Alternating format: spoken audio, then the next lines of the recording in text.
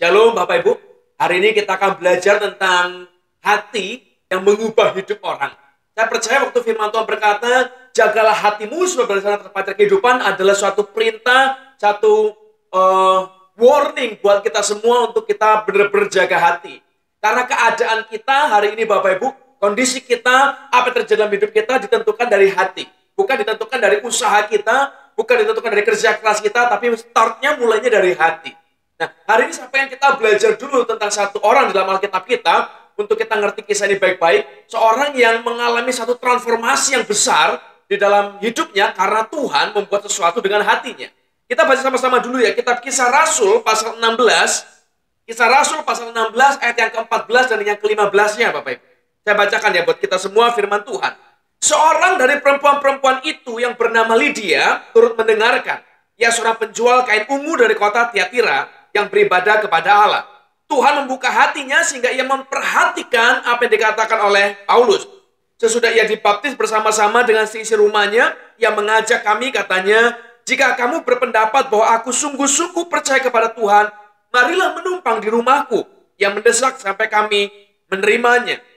Nah, hari ini kita akan belajar baik-baik siapa sebenarnya orang yang namanya Lydia ini. Dan kita akan belajar bagaimana cara Tuhan mengubah hidup dia, mengubah orang ini sampai membawa satu dampak yang besar dalam hidup orang-orang lain di sekeliling dia. Kalau Anda perhatikan, ayat ini mulai dari ayat 6, Bapak Ibu. Dia berkata begini, Kisah Rasul 16 ayat yang ke-6, dia berkata, mereka melintasi tanah Frigia dan tanah Galatia. Ini Paulus ceritanya. Karena Roh Kudus mencegah Paulus, mencegah mereka untuk memberitakan Injil di Asia. Perhatikan baik-baik ya. Waktu Paulus itu lagi mau pergi ke Galatia, Roh Kudus mencegah mereka. Jadi Roh Kudus yang mencegah, padahal tujuan mereka adalah untuk memberitakan Injil di Asia, tapi dicegah. Ditolaklah ceritanya, dihalangi, begitu ceritanya ya. Itu sekali. Roh Kudus menghalangi mereka untuk memberitakan Injil di Asia. Ayat yang ke-7. Dan setibanya di Misia, mereka mencoba masuk ke daerah Bitinia, tapi Roh Yesus tidak mengizinkan mereka. Yang pertama, Roh Kudus mencegah mereka. Yang kedua, Roh Yesus tidak mengizinkan mereka. Paulus, kalau satu kali perjalanan, 2 kali dia mengalami penolakan, 2 kali dia mengalami halangan yang membuatnya nggak bisa berhasil, nggak masuk. Dalam hidup ini kita akan belajar begini, bahwa ternyata Tuhan yang kita sembah itu mempunyai satu pola, Bapak Ibu. Dia menutup pintu dalam hidup kita. Saya ulang baik-baik ya. Tuhan yang kita sembah itu adalah Tuhan yang menutup pintu dalam hidup kita. Jadi jangan salah menangkap, jangan salah mengenal Tuhan. Kalau kita cuma berkata, oh Tuhan kita Tuhan yang membuka pintu, betul Bapak Ibu. Tapi Tuhan kita juga Tuhan yang menutup pintu. Ingat firman-Nya, dia berkata begini, kalau Tuhan membuka pintu, tidak ada seorang pun sanggup menutupnya. Dan kebalikan, kalau Tuhan yang nutup, tidak ada seorang pun yang sanggup membukanya. Nah, dalam hidup kita perlu sadar bahwa Tuhan itu seringkali juga menutup pintu dalam hidup ini. Nah, kenapa masalahnya? Tuhan kadang-kadang nutup pintu, Tuhan izinkan sesuatu yang kita rancangkan untuk stop. Tuhan izinkan apa yang kita inginkan, apa yang kita planning gagal. Karena apa? Karena Tuhan sedang ingin merubah jalurnya. Tuhan ingin menempatkan kita di tempat yang tepat menurut mata Dia. Tuhan kepingin kita melakukan apa yang benar menurut Dia. Jadi waktu Tuhan izinkan pintu kita tertutup, Bapak Ibu, karena ada satu kebaikan yang Tuhan sedang melakukan dalam hidup Anda dan saya. Jadi kalau hari ini, terutama kita sedang dalam masa COVID-19, kita akan melihat, kita mengalami semuanya, betapa rancangan kita tiba-tiba semuanya jadi berantakan. Oh, kita lagi kita bangun usaha misalnya ya, kita sudah keluar uang untuk renov, kita sudah keluar uang untuk sewa, kita sudah lakukan ini itu segala macam, kita sudah keluar banyak, tiba-tiba begitu mau opening, tutup, nggak bisa dibuka. Kita tiba-tiba bisa stres sendiri, kita bisa, wah luar biasa rasanya, pengen marah, pengen jerit, rugi, begitu, tapi tidak ada apa-apa yang bisa kita buat, Bapak. Ada yang lain, oh saya pengen liburan, saya pengen pergi, saya pengen begini, begitu segala macam. Begitu kena COVID-19, semua hilang, batal semuanya, kita bukan lagi liburan, kita malah kejebak di rumah. Rancangan-rancangan kita bisa batal. Yang harusnya kita dipromosi, tiba-tiba cancel, batal. Yang harusnya kita dapat berkat, tiba-tiba batal. Kerjaan kita yang harusnya dapat tender, tiba-tiba batal. Semua batal. Tapi saya mau katakan ini, kalau hari-hari ini Tuhan sedang menutup pintu Anda, pintu saya, Bapak Ibu, Saya berdoa begini, Anda dan saya kita bisa melihat kebaikan di belakang segala pintu yang tertutup Tuhan. Tuhan pasti punya maksud, Tuhan pasti punya rencana. Kita hanya belum mengerti hari ini apa yang sedang Tuhan rancangkan dalam hidup kita. Kita hanya belum tahu kenapa pintunya ditutup. Tapi saya berdoa ini, apapun keadaan Anda dan apapun yang Anda hadapi hari ini, saya berdoa kita bisa sama-sama mengerti bahwa semua yang ditutup Tuhan pasti mendatangkan kebaikan buat Anda dan saya, Bapak Ibu. Kita hanya perlu sabar menunggu untuk mengerti apa yang sedang Tuhan bekerjakan. 2 kali Paulus ditolak. Roh Kudus menghalangi dia untuk memberitakan Injil. Maksudnya baik loh Bapak Ibu. Tapi tetap dihalangi. Kenapa? Karena Tuhan punya maksud. Anda mungkin berkata, aku bekerja di satu pekerjaan, kalau ada profit, aku mau kasih buat anak yatim piatu. Aku mau kasih buat persembahan Tuhan, untuk pekerjaan Tuhan, untuk bangun gereja. Baik, tapi kembali lagi. Tuhan kalau izinkan pintu ditutup, pasti ada maksud yang lebih besar daripada itu. Jadi dihalangilah Paulus untuk memberitakan Injil di Asia. Dia pergi ke Bitinia, dihalangi lagi oleh Roh Yesus 2 kali, Bapak Ibu. Kenapa? Kita coba baca dulu sebentar di bawahnya ya, supaya kita bisa nangkep kisah ini dengan baik-baik. Ayat yang ke-9, Bapak Ibu, dia berkata begini. Pada malam harinya, tampaklah oleh Paulus satu penglihatan. Ada seorang Makedonia berdiri di situ dan berseru kepadanya, katanya, menyeberanglah kemari dan tolonglah kami. Setelah Paulus melihat penglihatan itu, segeralah kami mencari kesempatan. Perhatikan kata, segeralah kami mencari kesempatan untuk berangkat ke Makedonia. Karena dari penglihatan itu kami menarik kesimpulan bahwa Allah telah memanggil kami untuk memberitakan Injil kepada orang-orang di sana. Jadi waktu dia mau pergi ke Galatia, dia memberitakan Injil, dia halangi. Dia nggak tahu mau kemana, dia tidur Bapak Ibu ceritanya. Dia rest, dia berhenti, dia tidak paksakan kehendak, dia nggak berusaha terobos, dia berhenti. Nah, hari ini prinsip yang sama saya mau berikan buat kita semua. Kalau hari ini Tuhan izinkan pintu kita tertutup, Bapak Ibu, berhentilah, jangan dipaksa. Kalau Anda mungkin sedang bisnis, lalu pintunya ketutup, rasanya, wah ini bangkrut, ini berat ini. Kita kepepet, kita lagi kejepit dengan keuangan. Ya, percayalah, bukan cuma Anda yang kejepit, semua orang kejepit, Bapak Ibu. Tapi ini saya mau bilang, kalau itu terjadi, jangan dipaksa. Tunggu, Bapak Ibu. Sabar. Tunggu. Diam dulu. Biar Tuhan bekerja. Kita ini kadang-kadang yang jadi masalah ya, Bapak Ibu. Kita ini bukan kurang doa loh. Kita ini bukan kurang baca firman. Kurang sabar menunggu. Makanya kata firman, orang yang sabar jauh lebih daripada orang yang merebut kota. Orang yang sabar itu ternyata efeknya lebih daripada orang yang menang rebut kota, Bapak Ibu. Bukan orang yang pekerja keras, yang dibilang lebih dari rebut kota. Bukan orang yang pantang menyerah, bukan. Tapi orang yang sabar, Bapak Ibu. Saya berdoa dan saya masuk kategori orang yang sabar. Tahan dulu. Kita mungkin nggak tahu hari ini apa yang sedang Tuhan mau kerjakan. Kita mungkin sedang bingung. Tuhan kenapa Tuhan izinkan terjadi hal ini dalam hidup saya? Kenapa Tuhan izinkan yang ini? Kenapa Tuhan izinkan yang itu? Kenapa Tuhan izinkan satu kejadian ini terjadi dalam hidup kita? Karena dia punya rencana yang besar dalam hidup ini, Bapak. Kita hanya perlu cari tahu. Satu kali firman berkata begini. Kemuliaan Allah ialah menyembunyikan segala sesuatu. Jadi kemuliaan Tuhan itu memang menyembunyikan segala sesuatu. Hikmat Tuhan, rancangannya dia sembunyikan begitu rupa. Tapi kemuliaan raja itu mencari tahu segala sesuatu. Jadi kalau Anda ingin jadi raja, Bapak Ibu, orang yang diberkati, orang yang menerima berkat dari Tuhan, Anda harus cari tahu apa yang sedang disembunyikan Tuhan. Kita harus cari tahu apa yang sedang Tuhan mau kerja dalam hidup kita. Lompat dulu ke bawahnya. Ayat 12, dia berkata begini. Dan dari situ kami ke Filipi, kota pertama di bagian Makedonia ini, satu kota perantauan orang Roma. Di kota itu kami tinggal beberapa hari. Nah, saya pengen kita ngerti baik-baik. Paulus mau pergi ke Galatia, nggak boleh. Dia mau pergi ke Bitinia, nggak boleh. Dihalang-halangi oleh Roh Tuhan. Lalu di dalam mimpi itu Tuhan kasih mimpi, ada orang Makedonia datang dan berkata, kemarilah menyeberanglah ke tempat kami. Lalu Paulus menulis, dia bilang begini, kami menarik kesimpulan bahwa Tuhan utus kami ke sana.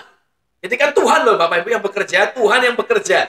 Dia berangkatlah ke Makedonia itu, dia berhentilah di satu kota namanya Filipi. Ini kan Tuhan yang suruh. Dan kita tahu nanti ending ceritanya betul, memang Tuhan suruh Bapak Ibu. Tuhan suruh, Tuhan punya rencana, Paulus ikut. Tapi begitu Paulus sampai di Filipi, nothing happened. Tidak terjadi apa-apa. Alkitab menulis, di kota itu kami tinggal beberapa hari. Dia sudah ikut Tuhan, dia sudah taat dengan Tuhan, tapi masih nunggu beberapa hari. Nah, ini yang harus terjadi dalam hidup kita, Bapak. We must learn to wait. Kita perlu belajar menunggu waktunya Tuhan. Waktu Tuhan bukan waktu kita, rancangan Tuhan bukan rancangan kita, dan apa yang dia rancangkan itu selalu tepat dan baik buat kita, Bapak.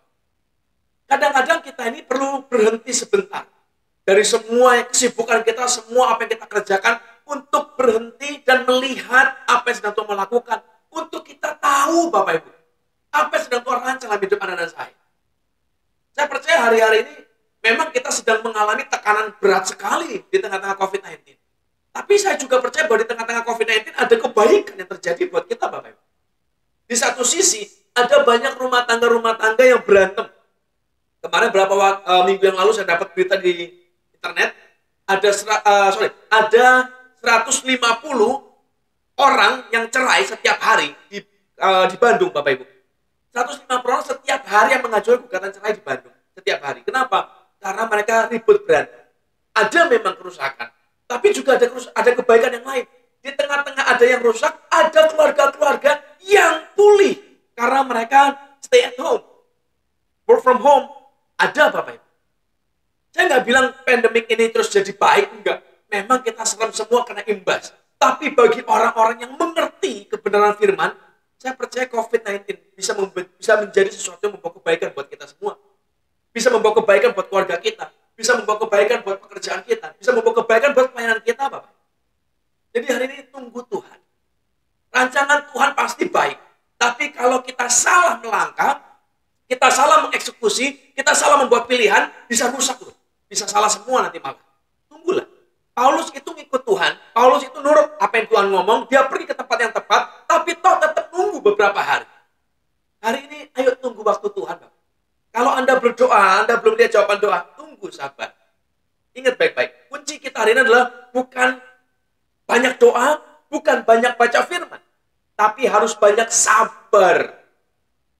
Tuhan kita berulang kali dalam firman juga menulis, kita disuruh sabar. Pepatah dunia juga berkata, orang sabar itu akan mendapat yang baik dalam hidupnya. Jadi hari saya berdoa, baca firman itu baik, Bapak Ibu. Berdoa itu baik, tapi kita perlu action yang real. Dan untuk mendapat action yang real, kita perlu belajar sabar menunggu sampai genap waktunya Tuhan. Jadi hari ini sabarlah. Anda nggak akan jatuh tergeletak, Bapak Ibu. Kita bisa jatuh, tapi tidak tergeletak, kata firman. Alkitab menulis, lihatlah kepada burung-burung pipit di udara, mereka tidak menabur, mereka tidak bekerja, tapi Tuhan pelihara mereka begitu rupa. Lihatlah bunga-bunga bakung di padang, mereka tidak melakukan apapun, tapi Tuhan mendandani mereka begitu rupa. Ya hari ini ada besok lenyap, tapi Tuhan peduli kepada mereka. Lebih lagi kepada Anda dan saya. Saya percaya Tuhan pasti punya rencana yang ajaib buat kita semua, Bapak.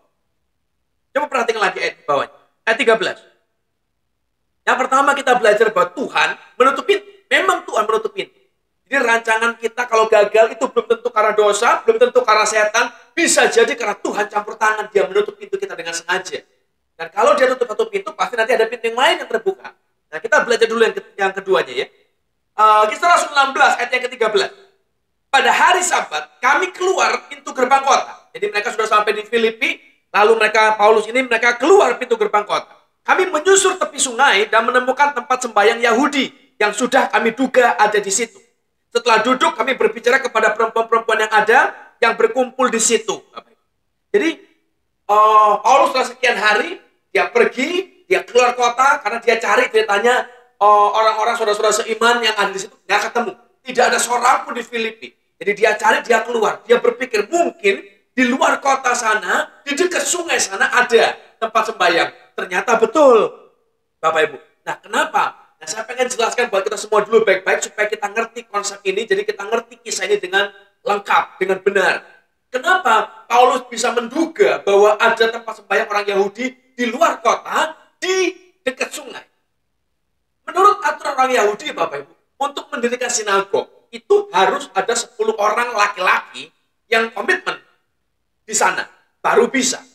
10 jemaat lah kira-kira, istilahnya kalau zaman sekarang, yang komitmen. Tapi ternyata di Filipi tidak ada 10 laki-laki. Hanya ada beberapa perempuan. Dan perempuan memang tidak dihitung dalam aturan zaman dulu. Jadi mereka tidak bisa bikin sinagog. Mereka harus bikin ibadah sendiri di tempat lain. Nah, ada aturan Roma yang berkata tidak boleh bawa masuk ajaran agama asing ke dalam kota. Bisa ditangkap Bapak Ibu. Makanya mereka ngumpulnya di luar kota. Mereka baca firman, mereka sharing firman itu di luar kota. Dan di dekat sungai. Kenapa? Karena sungai ini esensi, sungai ini penting. Orang Yahudi kalau mau ibadah mereka harus cuci tangan dulu. Jadi mereka perlu air Bapak Ibu. Makanya tempatnya ditaruh di dekat sungai. Makanya Paulus juga bisa menduga. Oh, kalaupun ada di sini, pasti ada yang mereka pasti bikin tempat yang di dekat-dekat sungai. Dan begitu dia keluar kota, betul didapatinya ada di sana. Jadi ini kisahnya dulu supaya kita bisa ngerti baik-baik. Lalu ditulis ayat yang ke-14-nya. Seorang dari perempuan-perempuan itu yang bernama Lydia, dan kita diperkenalkan dengan satu figur namanya Lydia, turut mendengarkan. Ia seorang penjual kain ungu dari kota Tiatira yang beribadah kepada Allah. Tuhan membuka hatinya sehingga ia memperhatikan apa yang dikatakan oleh Paulus. Nah, hari ini saya pengen kita belajar dulu, kenal dulu, tahu dulu siapa Lydia ini sesungguhnya. Alkitab menulis sebuah introduction, perkenalan begini. Ada seorang perempuan bernama Lydia, seorang penjual kain ungu dari kota Tiatira. Dia penjual kain ungu, Bapak Ibu. Dia dari kota Tiatira. Kota Tiatira itu satu kota di dekat Roma sana, di dekat Italia sana, yang terkenal dengan produksi kain ungunya. Nah, ini orangnya. Kain ungu ini apa? Kain ungu adalah kain yang dipakai dengan para bangsawan ceritanya. Jadi kalau Anda baca Alkitab Perjanjian Lama, Anda akan sering mendapati bahwa kain ungu itu adalah warna yang dipakai untuk para bangsawan, raja-raja. Jadi warna raja itu warna ungu ini loh. Jadi mahal kain ini ceritanya. Nah, untuk mendapat kain warna ungu itu harus diwarna Bapak Ibu. Dan bukan seperti zaman sekarang, tinggal kasih obat pewarna lalu berubah, tidak. Zaman dulu kain ungu itu didapat dengan cara yang natural, alamiah. Jadi mereka akan ambil kerang, ceritanya shellfish begitu ya, sekian ratus kilo itu hanya untuk membuat 1 meter kain ini. Jadi kerang-kerang ini akan dihancurkan, diremukkan, dipukul sampai remuk, dicampur air, lalu direndam di sana dan berubah jadi ungu lah. Ini ceritanya. Nah, siapakah Lydia ini? Lydia ini kemungkinan besar namanya itu bukan Lydia, Bapak. Jadi Alkitab menulis, dia tinggal di Tiatira. Tiatira ini adalah sebuah kota yang berada di sebuah negara namanya Lydia. Jadi waktu dibilang ada seorang perempuan yang bernama Lydia, sebenarnya bukan terjemahan yang tepat, yang berasal dari Lydia. Kalau Anda mungkin pernah ingat ada satu kasus yang sama, ada Maria Magdalena. Maria ini namanya bukan Maria Magdalena, namanya adalah Maria dari Magdalena. Magdalena itu satu kota yang ada di atas Israel. Jadi orang itu kadang disebut berdasarkan namanya. Atau kita tahu Yesus dari Nazaret. Nah ini sama. Orang ini ada seorang perempuan yang tidak diketahui nama aslinya, tapi dikenal sebagai Lydia. Orang dari negara Lydia. Jadi dekat dengan Roma, dekat dengan Italia. Atau yang sekarang Lydian itu yang kita kenal kalau zaman modern namanya Turki, Bapak. Jadi dia tinggal di satu kota, berasal dari satu kota yang namanya Tiatira, yang ada di Turki, yang ada di di negara Lydia ini. Jadi biar kita tahu baik-baik. Nah, siapa dia? Kemungkinan besar dia juga bukan orang Yahudi. Karena pekerjaan dia sebagai penjual kain ungu atau pembuat kain ungu. Orang yang membuat kain ungu, orang Yahudi tidak akan buat kain ungu, Bapak. Kenapa?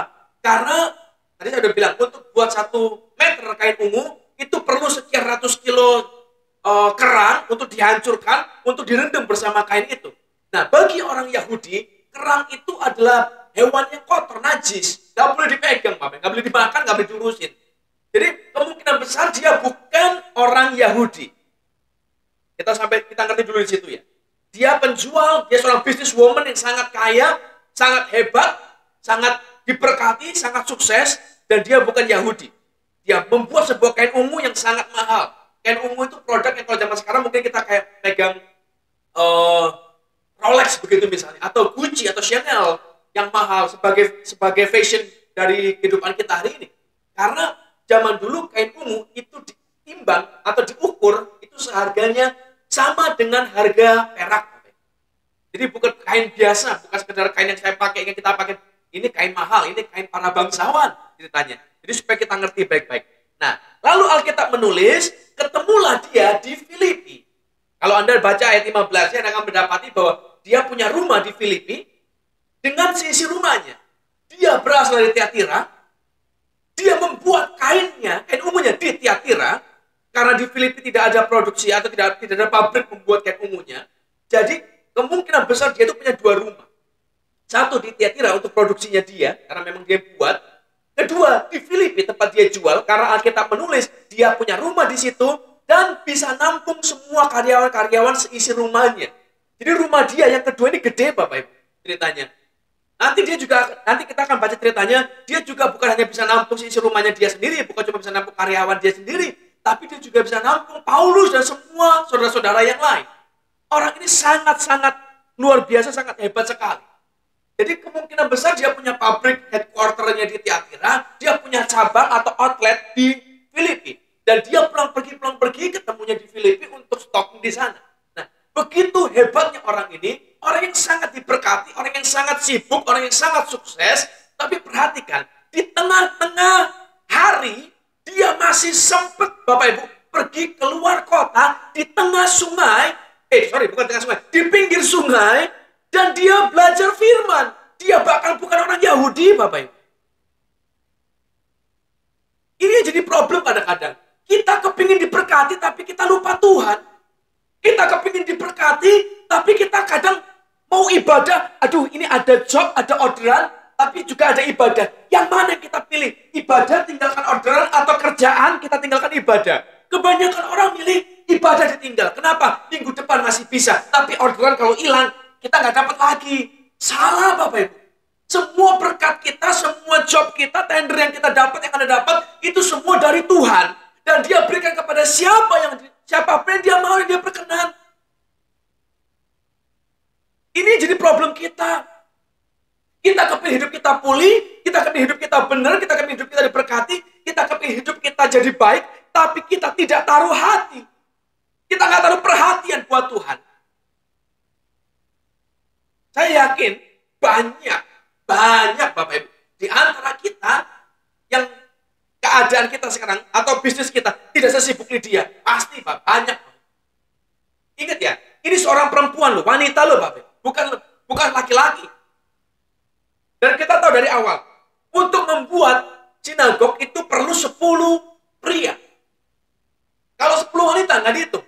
Kalau Anda baca silsilah Yesus, Anda akan mendapati yang disebut itu semua nama laki-laki. Tidak ada nama perempuan Bapak Ibu. Yesus anak Yusuf, bukan anak Maria ditulisnya. Kenapa? Karena budaya mereka tidak menghitung perempuan. Kalau Anda belajar bahasa Ibrani sampai hari ini, sama. Kalau ada, jadi bahasa Ibrani itu punya 2 gender namanya. Maskulin dan feminin.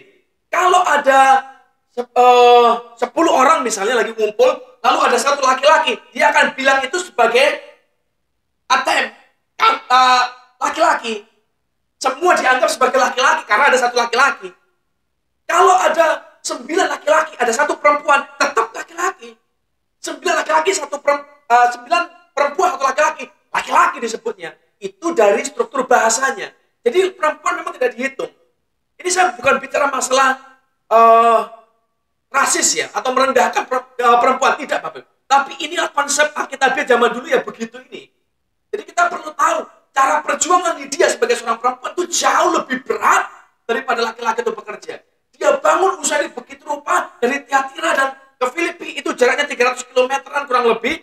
Nggak ada motor, nggak ada mobil. Dia harus atur begitu rupa. Dia atur rombongannya, dia atur dagangannya, dia atur barangnya, semuanya. Dia stocking, dia jual, dia bangun bisnis itu begitu hebatnya. Seharusnya kalau kita bicara masalah kesibukan, kita bicara masalah prestasinya, dia bisa spend time untuk ngitung duit di rumah, ngitung pembukuan, ngitung strategi marketing dan segala macam. Dia bisa ngurusi kerjaan, Bapak. Tapi apa yang dilakukan di siang-siang hari? Dia ngumpul. Dia cari Tuhan. Ingat ya, dia bukan orang Yahudi. Dia nggak ngerti firman. Tapi dia cari tahu, dia kumpul di sana, dia belajar. Nah, Alkitab tadi menulis, dia berkata begini, sebelumnya. Paulus itu berbicara kepada perempuan-perempuan yang ada yang berkumpul di situ. Nah, perempuan-perempuan ini ngumpul ngapain Bapak Ibu? Ini perempuan-perempuan yang ngumpul, mereka baca firman, mereka sharing, mereka belajar. Jadi, si orang yang hebat ini, perempuan yang dari Lydia ini, Dia menghabiskan waktunya, dia rela datang cari Tuhan sungguh-sungguh dalam hidupnya. Pertanyaannya adalah, kita pengen diberkati, kita pengen hidup kita berubah, kita pengen hidup kita dipulihkan. Apa yang kita buat, Bapak? Kalau kita masih datang gereja, ini mungkin sekarang nggak terlalu kelihatan sekarang ya, karena online. Tapi yang biasa dulu, sebelum kita online begini, yang suka datang gereja telat terus pulang cepat, terus Anda pengen diberkati dari mana coba? Cobalah kita nalar sebentar lah. Kalau kita baca firman masih rasanya berat, ada banyak pelayan Tuhan, ada banyak pengerja, ada banyak orang mengaku Kristen tapi nggak baca firman tiap hari banyak. Terus Anda pengen hidup diberkati dari mana? Kalau Anda tidak mau spend time, tidak mau taruh hati, taruh hidup untuk Tuhan, lalu bagaimana caranya Tuhan bisa ubah hidup kita? Kita perlu belajar untuk menunggu dan mencari Tuhan sungguh-sungguh. Alkitab menulis, saya bacakan dulu ya. Ibrani 10:25 dia berkata begini. Janganlah kita menjauhkan diri dari pertemuan ibadah kita, seperti dibiasakan oleh beberapa orang. Tapi marilah kita saling menasihati, makin giat melakukannya menjelang hari Tuhan yang mendekat. Lydia melakukan itu, Bapak. Dia bukan orang Yahudi bahkan. Tapi dia mencari Tuhan, dia pergi ke persekutuan ibadah, dia mendekatkan diri kepada orang-orang yang mencari Tuhan. Dia tidak kenal Tuhan, tapi dia cari Tuhan. Dia tidak tahu Tuhan, tapi dia pengen tahu Tuhan. Dan ini banyak di antara kita hari ini. Ironisnya adalah kita tinggal di rumah Tuhan, tapi nggak ketemu Tuhan. Makanya ada orang Kristen yang dari dulu sampai sekarang begitu aja nggak berubah-berubah. Ada orang yang ngomong begini, Pak, suami saya itu ke gereja, Pak, pelayanan, Pak. Tapi kok begitu aja terus? Ya sampai rumah suka mukul, suka maki-maki, suka gebukin anak. Dia di gereja buat apa tuh? Ada lagi yang ngomong, Pak, suami saya pendeta, Pak, suami saya pendoa, Pak. Tapi kok tingkahnya kayak setan kalau nggak ada jemaat, kalau nggak ada orang yang lihat. Kenapa begitu? Karena dia nggak pernah ketemu Tuhan. Tinggal di rumah Tuhan, tapi nggak ketemu Tuhan, Bapak Ibu. Dan ini ironis. Ini terjadi dengan banyak orang hari ini. Kita habiskan waktu ibadah, tapi kita nggak ketemu dengan Tuhan karena kita nggak serius, kita nggak sungguh-sungguh. Kita cuma sekedar ibadah, kita cuma sekedar dengar firman, kita cuma sekedar tutup mata, kita cuma sekedar persembahan, kita cuma sekedar datang, pulang dan pergi. Nothing happen. Saya berdoa hari, sungguh-sungguh saya berdoa. Bapak Ibu, biar hidup kita bisa berubah sungguh-sungguh. Menjadi seperti apa yang Tuhan mau dalam hidup kita. Cari dia. Kalau Anda lagi kekurangan, Anda lagi kejepit, itu tandanya Anda harus cari Tuhan. Kalau Anda diberkati, kalau Anda sedang berhasil, Anda sibuk luar biasa, itu tandanya Anda harus cari Tuhan. Lydia kurang hebat apa, Bapak? Di zaman itu loh, dua rumah, Tiatira dan Filipi. Seorang pengusaha yang sangat hebat. Alkitab cuma menulis, dia suka menjual kain ungu, selesai semua orang tahu siapa dia. Begitu hebat, toh masih sempat cari Tuhan. Saya berdoa, ayo, jangan sampai kita udah gencet, kita udah utang banyak, udah kecepit, bangkrut, masih nggak mencari Tuhan. Gawat itu kan. Ayo berubah, cari Tuhan sungguh-sungguh. Pintu ada ditutup dalam hidup kita, memang. Tuhan izinkan, betul. Jadi kita kadang kalau berkata, kenapa hidup ini susah? Tuhan memang izinkan kadang-kadang, Bapak. Kenapa? Untuk membawa kita ke posisi yang tepat, seperti yang dia mau. Nah, disitulah kita belajar mencari dia. Kalau sudah di stop, pasti nggak nyari Tuhan, ya tersesatlah kita, Bapak. Baru di bawahnya kita akan mengerti. Coba baca baik-baik. Ayat yang ke-14 di bagian bawah. Tuhan membuka hatinya sehingga ia memperhatikan apa yang dikatakan oleh Paulus.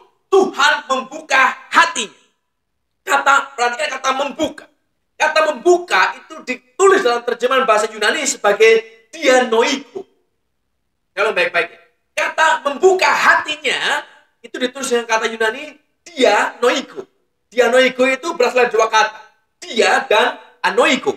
Dia itu artinya lebar, terbuka, begitu ceritanya. Anoiko itu adalah cut open, dibuka dengan sengaja. Seperti, nah kata anoiko ini itu adalah sebuah kata yang dipakai kalau ada orang mau melahirkan. Jadi kalau ada seorang ibu mau melahirkan bersalin, kalau bahasa Indonesia biasanya dokter tanya begini, pembukaan berapa? Sudah buka berapa? Pembukaan 1, pembukaan 2, nanti kalau sudah pembukaan 10, anaknya siap keluar. Kira-kira kan begitu. Nah, anoigo ini adalah pembukaan itu loh. Jadi Alkitab menulis, Tuhan membuka hatinya. Tuhan ya Bapak Ibu ya pelakunya ya. Tuhan membuka hatinya, Tuhan dia anoigo hatinya Lydia. Artinya Tuhan, dan ini cuma satu kali dalam Alkitab ditulis, Tuhan campur tangan, bekerja sendiri, membuka hati orang, lebar-lebar seperti ada janin mau keluar. Kata penggambaran dipilih sebagai dianoiku. Itu seperti kalau jantung kita, hati kita Bapak Ibu dibuka. Itu seperti operasi ceritanya. Itu operasi major, operasi besar sekali. Gak main-main Bapak Ibu. Dan Tuhan melakukan itu kepada orang namanya perempuan yang kita kenal sebagai Lydia ini. Tuhan dengan sengaja membuka hatinya. Dan saya percaya begini, Tuhan bukan sekedar hanya mau buka hatinya Lydia, tapi dia juga sedang mau membuka hati kita Bapak Ibu. Ingat baik-baik. Bukan Anda, bukan saya yang memilih Tuhan. Bukan kita. Jadi kalau kita berkata, aku mau ikut kau Tuhan. Salah. Tuhan memilih kita lebih dulu. Dan Tuhan menetapkan kita dalam hidup kita untuk melakukan apa yang benar di hadapan Tuhan. Masalahnya adalah dia akan membuka hidup kita. Dia membuka hati Lydia pada saat Lydia mendengarkan firman. Perhatikan dia. Sehingga ia memperhatikan apa yang dikatakan oleh Paulus. Ini efeknya ntar. Tapi waktu dia sungguh-sungguh, di siang-siang dia pergi cari Tuhan, dia pergi keluar kota, dia pergi ke dekat sungai, dia ngumpul dengan semua perempuan-perempuan yang lain, dia cari sungguh-sungguh, dia cari Tuhan, dia belajar Taurat, dia belajar semuanya. Hebat. Dan saya mau beritahu, perjuangan dia untuk mencari Tuhan bukan perjuangan biasa. Dia orang Tiatira, dia orang Roma, orang Italia. Dia nggak ngerti bahasa Ibrani, dia nggak tahu bahasanya. Tapi dia belajar. Kalau Anda mau tahu betapa susahnya jadi Lydia, cobalah belajar bahasa Ibrani, Bapak Ibu. Anda akan tahu betapa susahnya nanti. Perjuangannya luar biasa. Tapi inilah Lydia. Dia cari Tuhan. Tuhan buka hati. Waktu Anda cari Tuhan sungguh-sungguh, Tuhan akan buka hati kita. Tuhan akan buat sesuatu dalam hidup kita. Waktu hati kita dibuka, waktu hati kita dipulihkan, itu awal dari pemulihan yang lain, Bapak. Jagalah hatimu dengan segala kewaspadaan karena selalu terpancar kehidupan. Waktu hati kita benar, waktu hati kita diubah Tuhan, semuanya jadi benar. Baru kemudian dia berkata, sehingga ia memperhatikan apa yang dikatakan Paulus. Ia memperhatikan. Kata memperhatikan dalam bahasa terjemahan asli Yunaninya artinya tukap ear. Kalau Anda, kap itu begini modelnya, lalu kita dengar kuping, ini kap. Jadi bentuknya seperti corong begitu. Hah, ngomong apa tadi? Itu kafir. Itu kata dipakai untuk menulis apa yang dia lakukan. Dia waktu dengar firman itu bukan begini. Oh, amin, amin. Oke. Ya, good. Enggak. Dia, what? Oh, Tuhan bicara, Tuhan suruh, Tuhan perintahkan ini. Jangan sampai salah dengar. Didengar baik-baik. Dan itu yang kita kerjakan. Dengar Tuhan baik-baik. Kalau Anda baca kitab perjanjian lama, kitab perjanjian baru, Anda akan sering mendapati satu kata begini. Mereka atau dia orang ini melakukan tepat seperti diperintahkan Tuhan. Kenapa Tuhan berkenan kepada Daud? Nanti akan ada tulisannya. Karena dia melakukan tepat seperti diperintahkan Tuhan. Kenapa Tuhan berkenan kepada Yosua, Musa, dan segala macam? Nanti akan sering kali diikuti dengan sebuah kata, karena dia melakukan tepat seperti diperintahkan Tuhan oleh nenek moyangnya. Kita perlu belajar mendengar. Tadi kita sudah bilang, Tuhan menutup pintu memang dengan sengaja untuk membawa kita ke tempat yang lain yang seperti Tuhan ingin. Apa yang kita kerjakan? Cari dia. Waktu kita cari dia sungguh-sungguh, Tuhan dia noiku hati kita. Dia pulihkan, dia buka hati kita, dia operasi kita. Dia keluarkan semua yang salah, dia pulihkan Bapak Ibu. Orang-orang yang hidup dengan kepahitan, orang-orang yang hidup dengan amarah, kebencian, panggil Tuhan Bapak Ibu. Tidak ada seorang pun dan tidak ada apapun yang bisa menghilangkan rasa pahit dalam hidup Anda. Tidak ada apapun dalam dunia ini yang bisa menghilangkan luka dalam hidup Anda, dalam hati Anda. Hanya Tuhan yang mampu. Dan Anda tidak bisa lepas dari semua beban belenggu hidup ini kalau Anda tidak ada Yesus. Biar izinkan Tuhan, dia no ikut, dia buka hati kita. Dan kita belajar mendengar apa yang dia mau bicara buat kita. Biar hidup kita berjalan seperti apa yang berkenan di hadapan Tuhan. Charles Spurgeon suatu hari berkata, saya kutip ya perkataan dia. Dia berkata begini, "He who made the lock knows well what key will fit it." Dia yang membuat kunci, membuat gembok, Bapak Ibu. Yang pembuat gembok ini paling tahu kunci macam apa yang paling pas untuk ngisi. Sama. Dia yang membuat hati kita paling tahu apa yang diperlukan untuk membuat kita hidup. Dan saya berdoa, let's break free. Biar Tuhan bekerja, dia buat operasi dalam hati kita. Dia cut open, dia keluarkan, dia buka hati kita. Dan dia Tuhan buat sesuatu yang benar, yang berkenan dalam hidup dia, dalam hati dia, dalam hidup kita.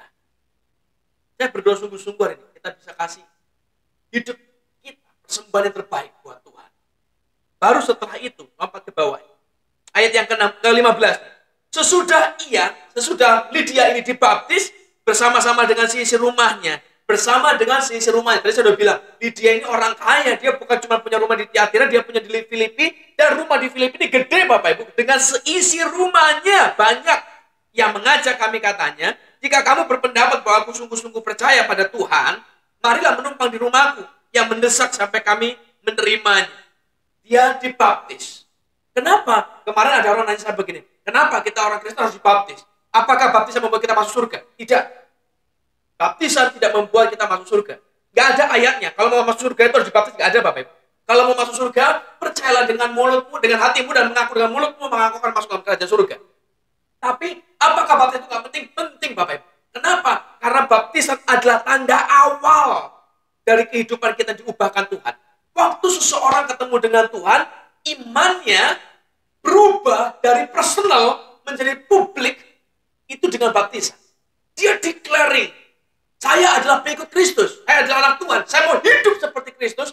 Itu declaringnya dengan baptisan itu. Jadi bukan kita dengan mulut, oh saya orang Kristen, Pak, Bu orang Kristen. Nggak ada urusannya. Tapi dengan baptisan itu kita declare. Lydia bukan seorang Yahudi, tapi waktu dia terima Tuhan, dia beri dirinya dibaptis. Dia declare kepada semua orang, I'm the follower of Christ.